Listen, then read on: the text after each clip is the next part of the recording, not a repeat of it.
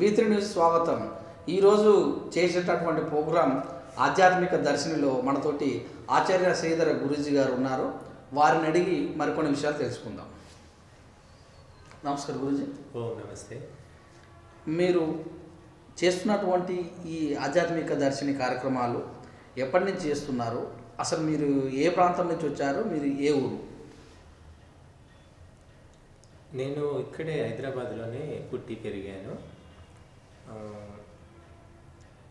నాకు చిన్నప్పటి నుంచి ఆధ్యాత్మిక భావాలు, సామాజిక భావాలు ఉండేవి.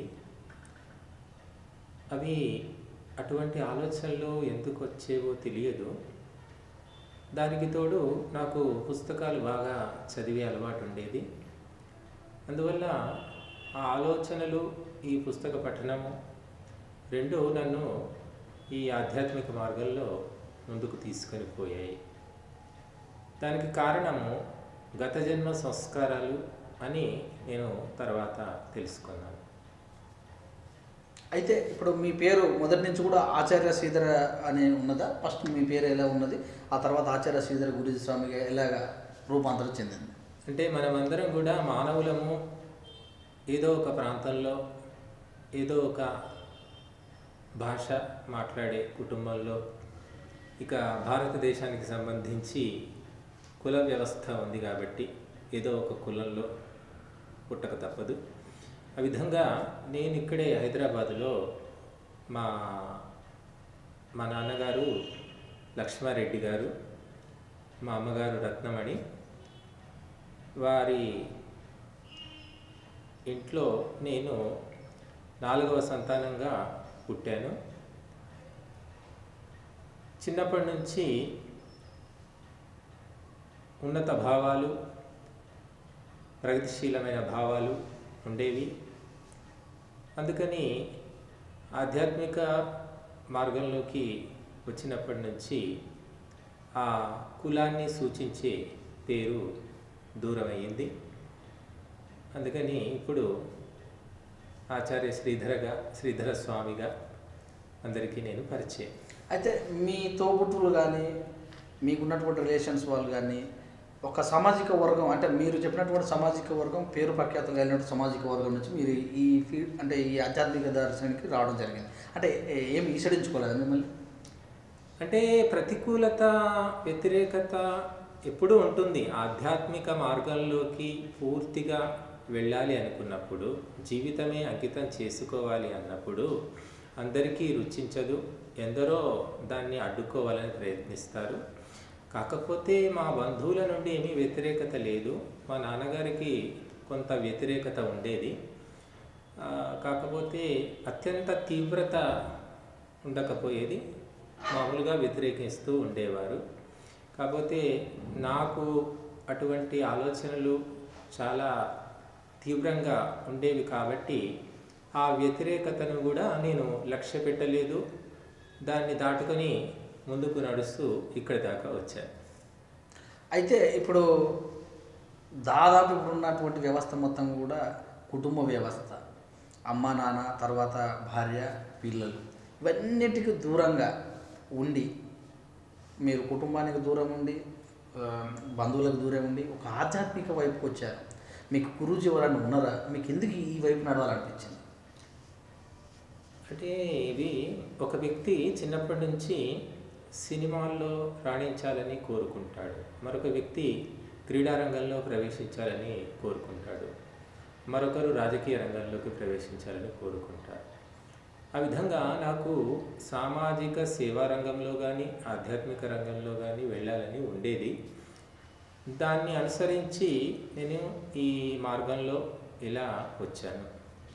దీనికి ప్రత్యేకంగా వెనక నుండి ఎవరి ప్రోద్బలము కానీ, ప్రోత్సాహం కానీ, ప్రత్యేకమైన శిక్షణ కానీ ఏమీ లేదు. కాకపోతే ఈ రంగంలోకి వెళ్ళాలని అనుకుంటున్నప్పుడు దైవికంగా మాకు ఇక్కడ హైదరాబాద్ నగరంలోనే సంతోష్ నగరంలో సుదర్శనాచార్య అని గురువుగారు ఉండేవారు. వారు పేపర్లో సంస్కృత శిక్షణ తరగతులు అని ప్రకటించారు. అది నేను చూసి ఆ, నేను ఇంటర్మీడియట్ చదువుతున్నప్పుడు పేపర్లో చూసి ఆ, ఆ శిక్షణ తరగతులకు వెళ్ళాను. ఆ రకంగా సంస్కృతంతో పాటుగా మా గురువుగారు ఆధ్యాత్మిక విషయాలను కూడా బోధించారు. అంటే నాకు ఉన్న ఆలోచనలకు ఒక వేదిక, ఒక సరైన రూపము వారు కల్పించారు అని చెప్పుకోవచ్చు. గురూజీ గారు, ఈ ఈ చేస్తున్నటువంటి ప్రయాణంలో మీరు చేసినటువంటి విద్యాభ్యాసం ఏంది? మీరు ఎక్కడి వరకు చదువుకున్నారు? నేను హైదరాబాదులోనే నా విద్యాభ్యాసం అంతా ముగిసిందండి. నేను ఎంఏ వరకు చదివాను. తర్వాత ఎంఫిల్ పూర్తి చేయలేదు. ఇక ఆధ్యాత్మిక మార్గంలో సామాజిక సేవా కార్యక్రమాలు, ధార్మిక కార్యక్రమాలు కొనసాగిస్తూ ఇలాగే ముందుకు సాగిపోతున్నాను. అంటే నాకు ఆ విద్యను పూర్తి చేసిన తర్వాత ఏదో ఒక కార్యాలయంలో, కళాశాలలో బందీగా పడి ఉండాలి అనిపించలేదు. స్వతంత్రంగా మనము స్వాభిమానంతో, స్వావలంబనతో సాగాలనిపించి నేను ఈ ఒంటరిగా ఈ పోరాటం సాగిస్తున్నాను. అంటే మీరు చదువుకున్న చదువుకు ఏదో గవర్నమెంట్ జాబ్ కానీ మరెక్కడో జాబ్ చేసి హాయిగా ఉండాలనిపించలేదా? అంటే నేను ఎల్ఐసిలో 2 సార్లు టెంపరీగా జాబ్ చేశాను. ఓకే. అది ప్రయత్నిస్తే పర్మనెంట్ అయ్యేది.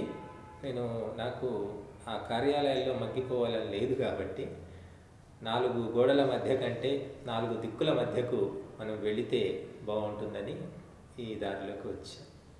ముఖ్యంగా ఇప్పుడు మీరు చేసినటువంటి కార్యక్రమం అంతా కూడా ఒక భక్తి శ్రద్ధలతోటి ఒక నీతి నిజాయితీతో కూరుకున్నది. కష్టంగా అనిపించట్లేదా? అంటే ఇప్పుడు అందరూ గురువులు చాలా మట్టుకు దుకాణాలు పెట్టుకొని రకరకాల విచిత్రమైన విద్యలను ప్రదర్శిస్తూ జనాలను ఆకట్టుకోవడానికి ప్రయత్నిస్తున్నారు. అటువంటివి ఏమీ లేకుండా సరళంగా మనము ఆధ్యాత్మిక విషయాలను చెప్తున్నాము. కాకపోతే ప్రజల మెదళ్ళన్నీ ముందే ఆక్రమించబడ్డాయి కాబట్టి ఈ విషయాలను గ్రహించుకొని ఈ మార్గంలోకి వద్దామనుకునేవారు చాలా తక్కువగా కనిపిస్తున్నారు. ఎందుకంటే ప్రజలకు తమకు తక్షణం కోరికలు తీర్చే గురువులు కావాలి, తమను గుట్టలో వేసుకునే గురువులు కావాలి, తమను ఉపయోగించుకునే గురువులు కావాలి. అంతేగాని జీవిత పరమార్థం చెప్పే గురువులు చాలామందికి అవసరం లేదు. అయినప్పటికీ మనము ప్రజల కోసము ఈ మార్గంలోకి రాలేదు, మన ఆత్మోద్ధరణ కోసం వచ్చాము. కాబట్టి ప్రజలను జాగృతం చేయడం కూడా ఆత్మోన్నతిలో ఒక భాగమే కనుక మన కర్తవ్యం మనం చేస్తున్నాము. జాగృతం వారు కావాలనుకుంటే అవుతారు, వద్దనుకుంటే కారు. అది వారి కర్తవ్యం. మన కర్తవ్యాన్ని మనం పూర్తి చేయాలి. అయితే ఈ జీవన విధానంలో మీరు తీసుకున్నటువంటి భోజన వ్యవహారశైలి ఎలా ఉంటుంది? భోజన వ్యవహారం మామూలుగా సాత్విక ఆహారం ఉంటుందండి.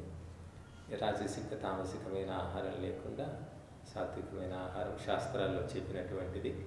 మామూలుగా చాలా మట్టుకు గురువులు సాత్వికమైన గురువులు అనుసరించే విధానమే. మరి ఈ రోజులలో చూసుకున్నట్టయితే మద్య మాంసాలు లేనిదే పూట గడవని రోజులు. ఇలాంటి రోజులలో కూడా మరి మీరు ఇలా ఉండగలుగుతారంటే మీకు ఎప్పుడైనా ఒకసారి అనిపించిన అవకాశాలు ఏమైనా ఉన్నాయి?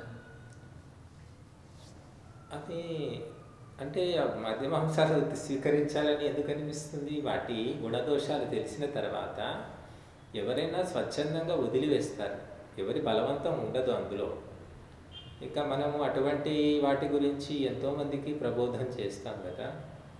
మా ఉపన్యాసాలు విని ఎంతోమంది మానేశారు కూడా. కాబట్టి అది తెలుసుకున్న వ్యక్తి ఎవరైనా సరే వాటి జోలికి పోరు. ఇప్పుడున్న పరిస్థితులలో రాజకీయం కూడా ఒకవైపు, ఈ రాజకీయ రంగంలో ఖచ్చితంగా కూడా మీ సాత్వికులుగా ఉన్నటువంటి వాళ్ళకు కూడా రాజకీయ రంగంతో ముడిపడి ఉంది. ఈ రాజకీయ రంగం మీద మీకు ఏమైనా ఎలాంటి ముద్రన్న అంటే ఎవరన్నా మీ అప్రోచ్ అయ్యారా? రాజకీయ రంగం నుండి ప్రత్యేకంగా ఏ పార్టీ వారు మా దగ్గరికి వచ్చి మా పార్టీకి ప్రచారం చేయమని అనలేదు. కాకపోతే రాజకీయ నాయకులు కూడా ఆధ్యాత్మిక కార్యక్రమాల్లో మమ్మల్ని పిలిచారు. వారితో పాటు మేము పాల్గొన్నాం తప్ప ఏ పార్టీతో ప్రత్యక్ష సంబంధాలు లేవు.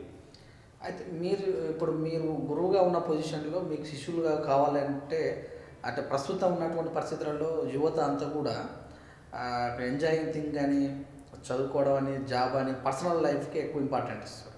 మీకు శిష్యులు దొరకాలంటే కూడా చాలా కష్టమైన పొజిషన్ అనిపిస్తుంది చూస్తుంటండి. మీ అంటే ఒక ఇంటెంటిమేషన్ ఇది ఎలాగా మీరు బోధిస్తారు? శిష్యులు దొరకాలనో దొరకకూడదనో మనము ఈ మార్గంలో నడవడం లేదండి. మన వంతుగా మనం చేయవలసిన కర్తవ్యం చేస్తున్నాము. ఆధ్యాత్మిక విషయాలు, సామాజిక విషయాలు, ఆత్మోన్నతి ఇవన్నీ పొందాలనుకునే వ్యక్తులు వస్తారు వెతుక్కుంటూ, వారి లక్ష్యాన్ని నెరవేర్చుకుంటారు. ఇక కేవలము లౌకికమైన భౌతికమైన ఆలోచనలు ఉన్నవారు ఆ మార్గంలో వెళతారు. కనుక కొందరు రావచ్చు, రాకపోవచ్చు. కొంతమంది కొంతకాలం వచ్చి వెళ్ళిన వారు కూడా ఉన్నారు. అది వారి అవగాహనని బట్టి ఉంటుంది. దానికి ఎవరేమో ఏమీ చేయలేదు. ఓకే గురూజీ, మీ విలువైన సమయాన్ని మా V3 న్యూస్కి ఇచ్చి మీ యొక్క బాల్యము మరియు విద్యాభ్యాసాన్ని షేర్ చేసుకున్నందుకు మీకు ధన్యవాదాలు.